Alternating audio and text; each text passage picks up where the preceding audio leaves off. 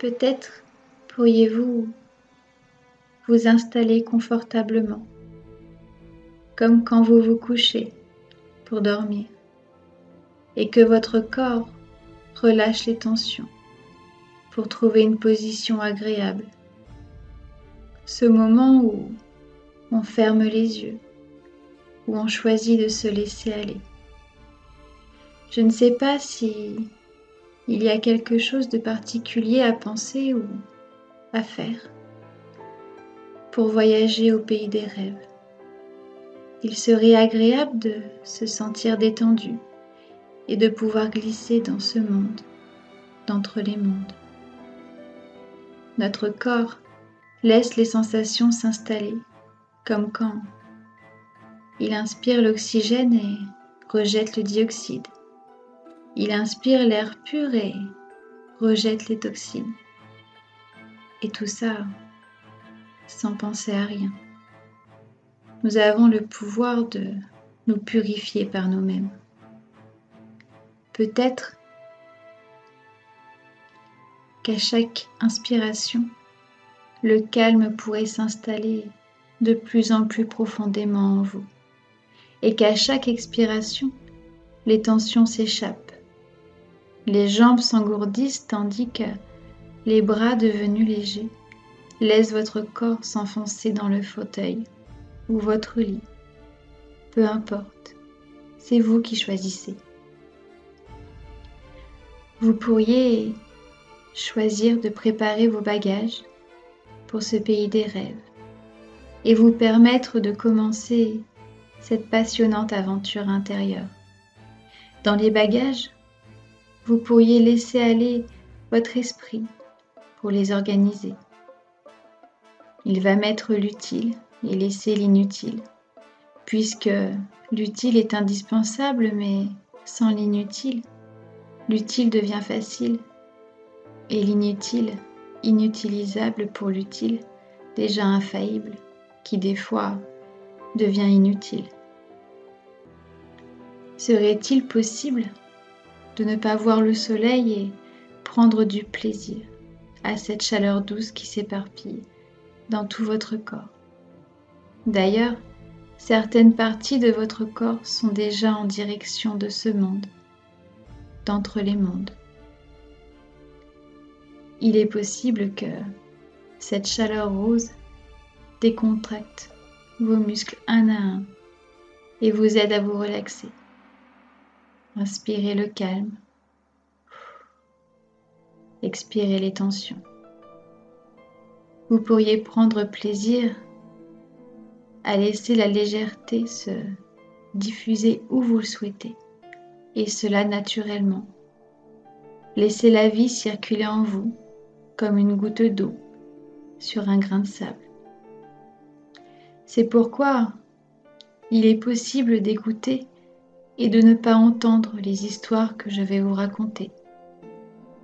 Elles pourraient vous mettre en place un changement tant attendu, le début d'un nouveau futur, la plume qui plonge dans l'encre bleue de la vie pour réécrire l'histoire. J'aimerais vous raconter l'histoire de Carla, une jeune fille très discrète, un peu souillon. Elle habitait à l'orphelinat du quartier. Et oui, ses parents l'ont abandonnée.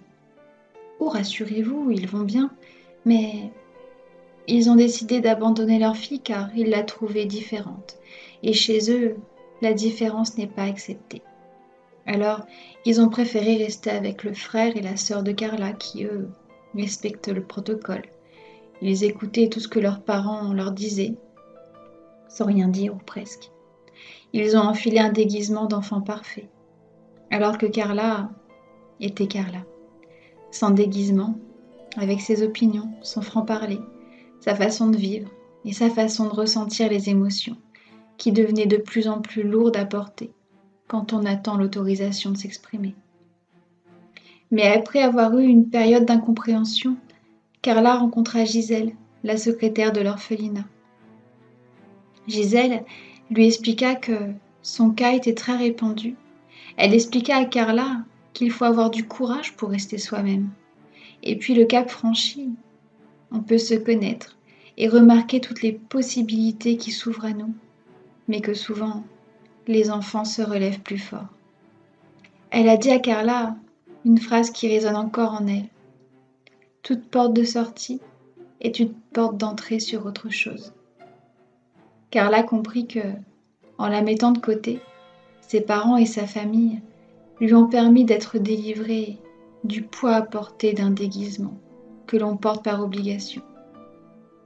Ils lui ont permis d'utiliser toutes ses possibilités infinies, car tout est possible, à condition de le vouloir. Ils lui ont permis de vivre sa vie à elle. Ils lui ont permis d'être elle et de connaître sa valeur, son potentiel. Elle pourrait leur rendre visite quand elle en fera le choix. Car, à partir de maintenant, c'est elle qui décide de sa vie et de ce qu'elle accepte ou refuse. Ils lui ont fait ce cadeau en la délivrant et en coupant ce lien invisible. Gisèle fit comprendre à Carla que toute sa vie était devant elle, que chaque jour passé avec les personnes qu'elle aimait était un cadeau, que ses parents ont déjà vécu leur vie. Ils ont déjà vécu leur expérience et maintenant, c'est à elle de faire les siennes. Carla remercia Gisèle de toutes ces explications. La vie avait un goût différent maintenant, un goût de commencement. Je l'ai revue il y a quelques jours. Elle est sublime, fière d'être elle-même. Beaucoup de personnes ont déjà vécu ce sentiment d'abandon. Il peut arriver dans la vie de diverses façons. Heureusement, un jour comme aujourd'hui, certains comprennent qu'ils étaient aimés malgré tout.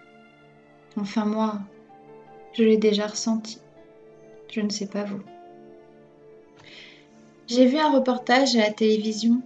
Il expliquait comment la nature fonctionne et pourquoi on entend souvent cette phrase « La nature reprend toujours ses droits ». Il est vrai que, dans plusieurs films, on peut voir que lorsque l'homme a disparu, la végétation et les animaux reprennent leur territoire. Enfin, tout ça pour vous dire que le reportage expliquait que même la nature crée des vides pour laisser passer la lumière, pour permettre à la végétation de se reproduire, aux animaux de pouvoir se cacher et aux prédateurs de pouvoir chasser. Il expliquait que chaque vide avait son utilité et qu'au lieu de vouloir le remplir, il fallait l'entretenir pour qu'il s'y passe des merveilles. En regardant cette émission, je me suis imaginé en moi un coffre vide, un beau coffre. Mais je savais qu'il était essentiel qu'il reste ainsi, pour me permettre de me retrouver. Cette zone était épargnée par mes peurs, mes émotions négatives ou encore l'abandon que j'ai pu ressentir. C'est ma zone neutre, tout y est sain, pur, comme moi à ma naissance. En fait, le vide représente mon coffre à trésors. Préserver ce vide en nous et apprendre à l'aimer, plutôt qu'à essayer de le combler. Waouh! Super reportage. La nature fait bien les choses, et ce journaliste a su traduire les codes universels de notre vie émotionnelle. Vivement le prochain reportage. À votre tour d'entretenir cette partie de vous, ce vide qui est votre zone neutre, votre zone de confort, votre coffre trésor. Alors que diriez-vous d'imaginer, juste là, au niveau de votre ventre, un beau coffre de pirate. Votre trésor est à l'intérieur, et ce trésor, c'est ce vide, c'est cette zone de confort. Acceptez cette zone inconnue qui fait partie de vous. C'est encore confus? Écoutez l'histoire qui suit. Il était une fois, et oui, c'est comme ça qu'une histoire commence. Je vais vous raconter l'histoire de l'enfant cristal. Contrairement à tout ce que l'on pourrait croire, l'enfant cristal vient d'une famille comme vous et moi. Cet enfant a 4 frères et 2 sœurs. Et oui, une famille nombreuse. Le diagnostic a été donné à la naissance. Le médecin a prévenu qu'il fallait absolument protéger cet enfant, car, étant atteint du cristal, il pouvait se briser à n'importe quel moment. Sa fragilité faisait de lui une personne unique et sensible à toutes les zones de grondement et de vibration. Alors depuis sa naissance, ses parents, sa famille, ses amis lui avaient confectionné un manteau de protection. Vous savez, le genre de manteau bien rembourré, afin d'éviter d'être blessé. Mais ses excès de protection l'ont rendu vulnérable, et malgré le manteau, il se sentait en insécurité, intérieurement et extérieurement. Un jour, en se levant, il vit que tout le monde était parti travailler. Alors, il enfila son manteau et il est parti se promener dans la forêt à côté de chez lui. Et tout en avançant sur le chemin, il entendit une voix. C'était l'esprit de la forêt, un protecteur. Ils discutèrent un petit moment et l'esprit expliqua à l'enfant que son cristal était plus fort qu'un roc, qu'il était plus dur que le diamant et qu'il était un enfant exceptionnel, mais que, comme le diamant, il fallait le tailler pour qu'il devienne une pierre précieuse. L'enfant avait peur car depuis son enfance, il avait accumulé les messages lui disant de se protéger. Alors il envisageait toutes les façons possibles pour que personne ne puisse l'atteindre. Alors il s'est mis à douter. L'esprit lui expliqua qu'il pouvait lui prouver que toutes ses croyances étaient fausses. L'enfant enleva son manteau de protection et l'esprit de la forêt demanda au vent de souffler sur l'enfant pour qu'il tombe. Et c'est ce qui se passa. Il tomba sur un rocher. L'enfant n'osait plus ouvrir les yeux de peur de se voir en 1000 morceaux. Il n'en fut rien. Tout allait bien. Le rocher sur lequel il était tombé avait été plus fragile que l'enfant cristal et il se brisa. L'enfant rentra chez lui, expliqua et fit des démonstrations à ses parents. Il était devenu plus fort que quiconque. Il enleva son manteau de protection à tout jamais et mit à la place des vêtements de confiance et de délivrance. Alors que diriez-vous de supprimer votre manteau de protection et de vous laisser pénétrer par ce sentiment de sécurité? Vous pourriez imaginer, à la base de votre cou, une fermeture. Descendez-la, petit à petit. Descendez-la. Très bien. Enlevez votre combinaison. Enlevez cette combinaison de graisse, de kilos superflus que vous vous êtes infligé pour vous protéger. Très bien. Rassurez-vous. Écoutez l'histoire qui suit. Bonjour, je m'appelle Rose. Je viens de naître ce matin dans un beau jardin. Il y a de belles et grandes fleurs autour de moi. Elles vont se réveiller et je pourrai me présenter. Le soleil s'étant levé, les autres fleurs se sont réveillées. Rose se présenta, mais aucune réponse. Les autres fleurs étaient plus grandes, bien plus fines, d'une couleur éclatante. Bref, Rose regarda sa tige et vit une tige ronde et petite. Rose se referma. Elle venait de naître, mais déjà elle se sentait dévalorisée. Elle voulait ressembler aux autres fleurs et ne comprenait pas la différence. Maggie était la propriétaire du jardin. Elle alla directement voir Rose. « Ah, enfin tu es née, petite Rose. Eh bien dis-moi, tu reviens de loin, mais tu es sauvée maintenant. » Rose ouvrit ses pétales. Maggie sourit. « Eh bien, oui Rose, j'ai trouvé ta tige dans les poubelles de la jardinerie. J'ai oublié de me présenter. Maggie, sauveuse de plantes. Et toi, tu vois toutes les plantes autour de toi? Je les ai sauvées aussi, avant qu'elles deviennent si belles. Et toi, en naissant ce matin, tu m'as prouvé que je t'ai sauvée aussi. Maintenant, je suppose que tu veux devenir aussi belle que tu peux le devenir. Eh bien, je vais te donner juste ce dont tu as besoin pour que ta tige puisse devenir comme tu le souhaites. Car si je t'en donne de trop, ta tige va souffrir et ta fleur perdra de sa valeur. Ni trop peu, car ta tige perdra la force pour tenir ta fleur. » Maggie partit préparer sa mixture. Et les autres fleurs du jardin accueillirent Rose et elles expliquèrent comment Maggie, qu'elle surnommait la magicienne, les avait guéries. Rose est devenue une fleur magnifique, bien droite dans un rosier absolument fabuleux. Que diriez-vous de devenir votre Rose, de découvrir qu'une magicienne vous a sauvé, pour vous rendre toutes vos forces et ouvrir toutes les possibilités? Quand j'étais au collège, il y avait une bibliothèque et la dame qui s'en occupait s'appelait Lynn. Enfin, peu importe. Je me souviens avoir entendu Lynn discuter avec ma prof de français. Elle lui disait qu'elle se sentait seule et qu'elle passait tout son temps à dévorer des livres, autant de livres qu'elle pouvait.